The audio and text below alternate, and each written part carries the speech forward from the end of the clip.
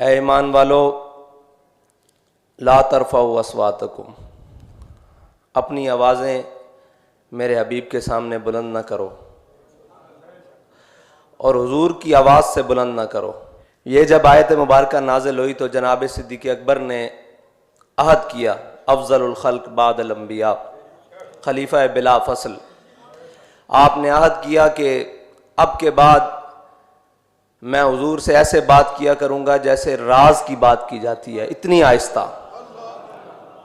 اور حضرت عمر رضی اللہ تعالیٰ عنہ حضور سے اس طرح بات فرماتے کہ سید عالم صلی اللہ علیہ وسلم کو دوبارہ پوچھنے کی حاجت آتی، مطلب اتنی آہستہ۔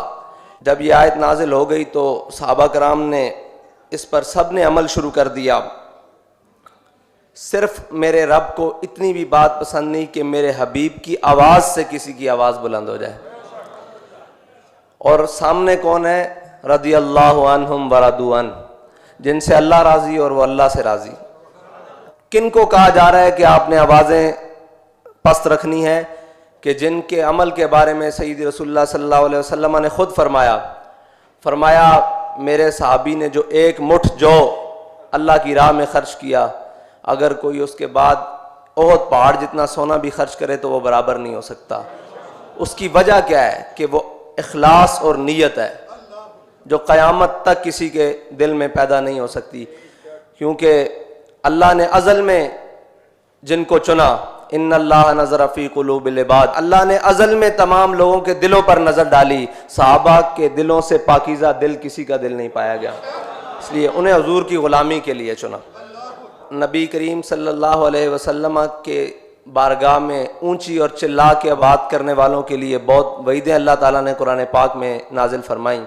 اسی طرح یہ مسئلہ ہے ادب کا، اور اس بارگاہ خاص کا ادب جس کے بارے میں عزت بخاری نے کہا کہ ادب گاہے زیر آسماں عرش نازک تر، اور نفس گم کردہ می آیت جنید و با یزیدی جا۔ ہمارے قائد یہ حدیث پاک سنانے کے بعد فرماتے تھے نفس گم کردہ می آیت ابو بکر و عمر ہی جا، کہ یہ وہ بارگاہ ہے کائنات میں جہاں پہ ابو بکر و عمر بھی اپنا سانس روک کر بیٹھتے ہیں، اتنی نازک بارگاہ ہے۔ اور اگر یہ احتیاط نہ کی گئی ان تحبط اعمالکم، تمہارے اعمال ضائع کر دیے جائیں گے، اور اس حالت میں کہ وانتم لا تشعرون، تمہیں خبر بھی نہیں ہوگی۔ یہ جو حضور کی بے ادبی، گستاخی اور اس طرف جاتا ہے، پھر اس کو آپ ہزار لاکھ دلیلیں دیں، وہ قرآن کی نص قطعی ہے کہ وانتم لا تشعرون میں داخل ہو جاتا ہے، پھر اس کو خبر ہی نہیں کہ اس نے کیا کرنا ہے۔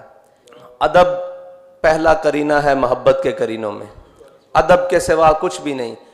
اور مغز قرآن روح ایماں جان دیں ہست حب رحمت للعالمین، جو ادب ہے وہ سارا کا سارا حضور کی محبت ہے، جو اسلام ہے سارا کچھ حضور کی محبت ہے، اس کے بغیر نہ کوئی بات ہے۔ یہ تو صحابہ کرام کا ادب، اب جانوروں کا حضور کے سامنے ادب۔ ام المومنین حضرت عائشہ صدیقہ فرماتی ہیں ہم نے ایک بکری گھر میں رکھی ہوئی تھی، جب سید عالم صلی اللہ علیہ وسلم گھر میں تشریف نہ ہوتے تو وہ بے چین ہو جاتی، کبھی دائیں کبھی بائیں، کبھی اوپر کبھی نیچے، کبھی مشرق سے مغرب، شمال کی جنوب، پورے گھر میں بھاگتی رہتی۔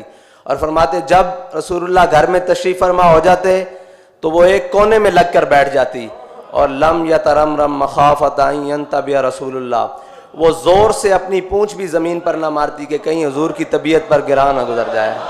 اور یہ ہے جانوروں کا حضور کے سامنے ادب۔ اور اسی طرح ایک انصاری صحابی وہ آئے حضور کے پاس، کہا حضور اونٹ سرکش ہو گیا ہے، باغ بھی خشک ہو رہا ہے، فصلیں بھی خشک ہو رہی ہیں، ہم اس کے اوپر پانی لاد کے باغ کو بھی پانی دیا کرتے تھے اور فصلوں کو بھی پانی دیا کرتے، وہ سرکش ہو گیا ہے، وہ اپنی پیٹھ پر کسی کو سوار نہیں ہونے دیتا، اور ہم نے اسے ایک باغ میں بند کر دیا ہے، اور جو باغ میں جاتا ہے اس کو کاٹتا ہے۔ سید عالم صلی اللہ علیہ وسلم خود تشریف لے گئے، آپ جب سامنے باغ کے گئے آپ نے فرمایا دروازہ کھول دو، انہوں نے کہا حضور یہ وحشی ہو گیا ہے، حضور نے فرمایا دروازہ کھول دو۔ جب دروازہ کھلا تو وہ بھاگتا ہوا حضور کی جانب دوڑا، اور آ کے اس نے، ہمارے قائد کہتے تھے لمبے لمبے ہونٹ حضور کے قدموں میں رکھ دیے۔ یہ تو ہو گیا جانوروں کا حضور سے ادب۔ اور معاہدہ حدیبیہ کے دوران جب معاہدہ لکھا گیا تو اس پر لکھا گیا ھذا ما کتب علیہ محمد رسول اللہ، تو قریش نے، جو ان کی طرف سے معاہدہ کرنے والے افراد تھے، انہوں نے کہا کہ یہ تو جھگڑا ہی ختم ہو جاتا ہے کہ اگر ہم آپ کو محمد رسول اللہ مان لیں، تو انہوں نے کہا یہ محمد ابن عبداللہ کریں اور رسول اللہ آگے سے مٹائیں۔ تو حضور نے حضرت علی کو حکم دیا علی کہ یہ مٹا دو، فرمایا لا امحو کا ابدا، حضور علی آپ کا لکھا ہوا نام نہیں مٹا سکتا، حالانکہ حکم ہے، حضور نے فرمایا علی مٹا دو، لا امحو کا ابدا، قیامت تک علی آپ کا لکھا ہوا نام نہیں مٹا سکتا۔ اور جہاں میرے آقا و مولا کا نام لکھا ہوا قیامت تک کوئی مولا علی کا غلام اس کو مٹا نہیں سکتا۔ یہ ہمارے لیے ہے نا۔